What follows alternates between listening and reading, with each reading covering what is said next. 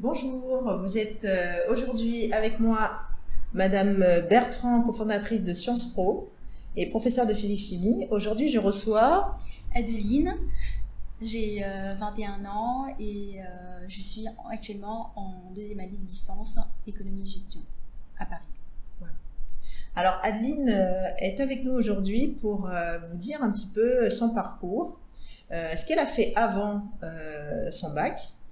Un petit peu comment elle a connu Sciences Po, brièvement, et surtout pour vous dire aussi par rapport à l'après, au niveau du bac, et donner quelques conseils à ceux qui nous regardent aujourd'hui.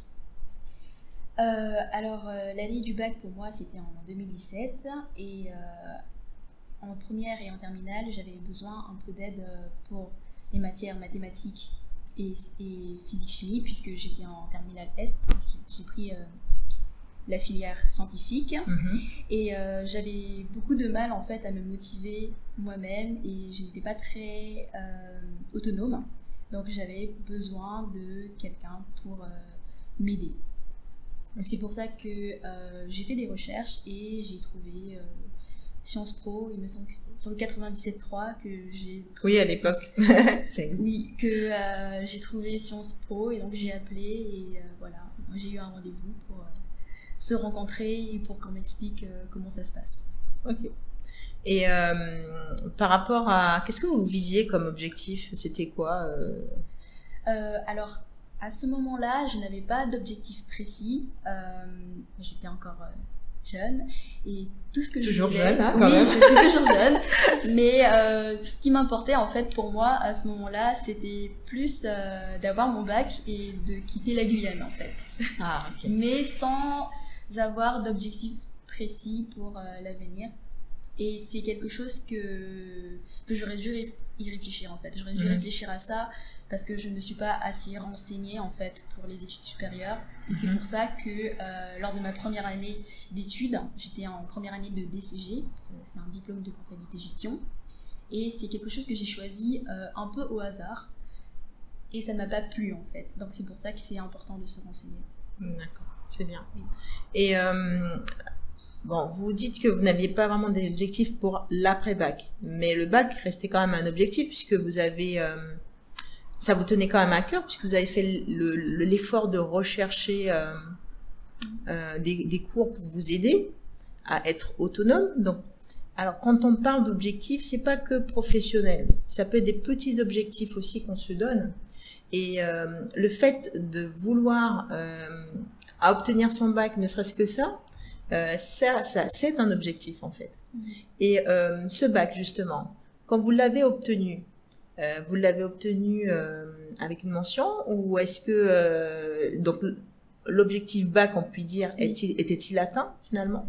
Alors, pour répondre à cette question, déjà pour moi, avoir le bac c'était quelque chose d'important. C'était un objectif que tous les lycéens avaient et c'était aussi le passeport en fait pour partir pour les études supérieures. L'objectif alors je n'ai pas eu de mention au bac, il me semble que j'avais à peu près 11,5 de moyenne. D'accord. 11,5 au bac. Oui. Et j'ai été un peu déçue pour ça parce que j'avais quand même la prétention d'avoir une mention en fait à ce moment-là. Alors, permettez-moi. Pas la prétention, mais je veux dire que j'avais l'espoir, que j'avais l'envie d'avoir une mention en fait. Voilà. Ok. Au moins, c'est bien. Oui, eh ben c'est bien parce que c'est vrai que des fois on se dit oh maintenant si j'ai le bac c'est bien. Oui. Et puis finalement on se rend compte qu'on voulait un peu plus que ça finalement. Oui, en fait, pourquoi est-ce que je disais prétention? C'est parce que à ce moment-là, en fait, j'avais des facilités pour apprendre. J'avais des facilités pour apprendre et on va dire que je me suis... Et comme ces facilités-là avaient fait ses preuves, en fait, auparavant, Oui. je me suis dit que j'aurais pas tant de mal, en fait, à avoir le bac. Que ça va aller. Donc, je vais faire des efforts, bien sûr, mais en fait, j'aurais dû faire plus d'efforts que ce que j'ai fait. Voilà, je me suis reposée un peu sur mes lauriers, voilà, on va dire ça comme ça. Ah, intéressant. D'accord. Effectivement, C'est intéressant. Et donc, justement, vu cette expérience que vous avez eue d'un premier, comment dirais-je, d'un premier examen, en fait, par la suite, est-ce que ça vous a aidé à faire mieux dans les études supérieures? Oui, mais pas tout de suite. En fait, après le bac et ma première année, où j'ai dû me réorienter parce que ça ne me plaisait pas. Oui. En fait, pendant cette année où je me suis réorientée, c'était beaucoup de questions, en fait. Et j'étais aussi un peu en train de regretter que en terminale, j'avais pas fait les bons choix, que je m'étais pas très bien renseignée, et aussi que j'aurais pu avoir de meilleurs résultats. Oui, c'est vrai que de meilleurs résultats garantissent d'avoir plus de portes ouvertes, je dirais. Oui, on va dire ça comme ça. À ce moment-là, j'avais pas cette conscience-là, en fait. Parce que mon objectif, c'était tout simplement de partir, en fait. Oui, donc voilà. Oui, sans penser à toutes les conséquences d'une simple décision, finalement. Oui. Mais après, je ne regrette pas, en fait, mon année de DCG, parce que c'était quand même dur d'aller à Paris, de vivre à Paris. C'était un changement, en fait, c'était un changement total. J'étais contente parce que c'était nouveau, mais en même temps, c'était dur de s'adapter, par exemple, au climat et aussi aux gens qui sont pas, où on n'a pas l'habitude de fréquenter, ces personnes-là qui ont toujours vécu en ville. Enfin, en tout cas, ce sont des personnes qui sont différentes. C'est pas la même vie qu'en Guyane. Voilà, c'est pas la même vie qu'en Guyane. Voilà. Et après, ça a été aussi une expérience de s'adapter, en fait, à tout ça. Et comme j'ai dû vivre seule, j'ai un peu appris à être un peu plus autonome, ce qui me manquait, en fait, lorsque j'étais en terminale. Tout à fait. Oui. Et aussi, lorsque j'ai dû me réorienter, je me suis rendu compte qu'en fait, c'est très important de se renseigner. Que c'est très important de se renseigner. Et aussi, il ne faut pas voir ça comme un échec, en fait. Le fait de se réorienter, de se dire que on a perdu une année. Ah non, c'est toujours très bénéfique. En fait, on n'a pas perdu une année parce que au final, on se rend compte que c'est quelque chose qu'on n'aime pas et on va faire l'effort de rechercher ce que nous on aime. Oui. Donc ça vous a aidé à vous améliorer. Oui. À être meilleur. Oui, ça m'a aidé à m'améliorer et de trouver ce que j'aime au final. Oui.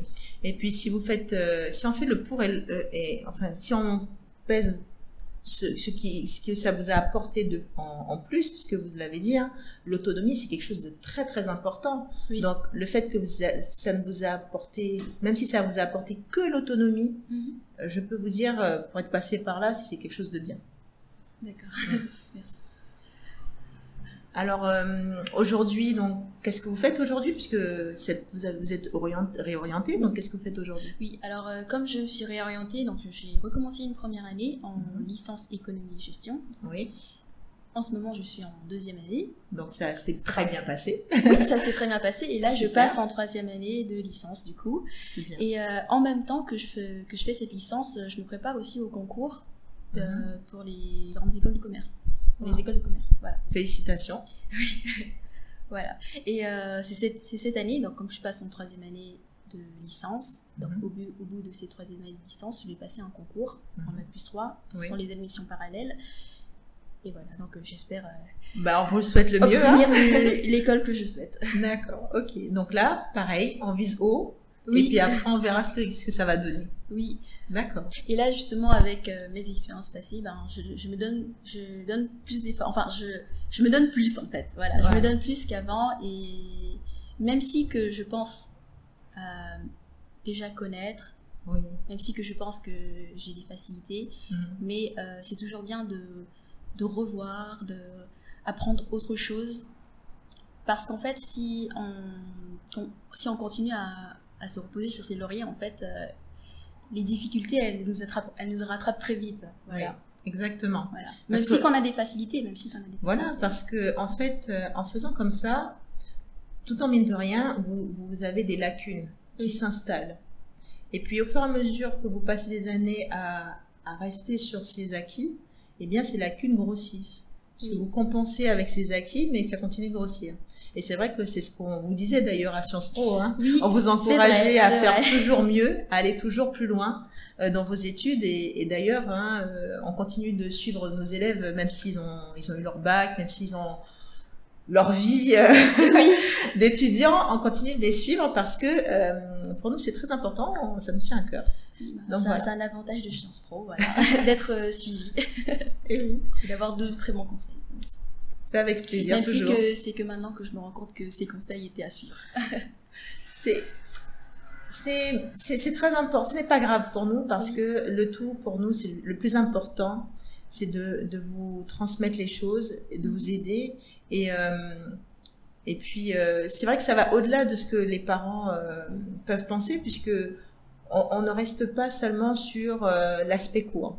Oui. Et je pense que c'est quand même une des choses qu'on apprécie.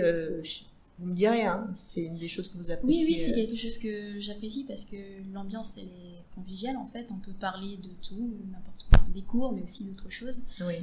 Et voilà, vous êtes à l'écoute. Donc, c'est un plus. Merci.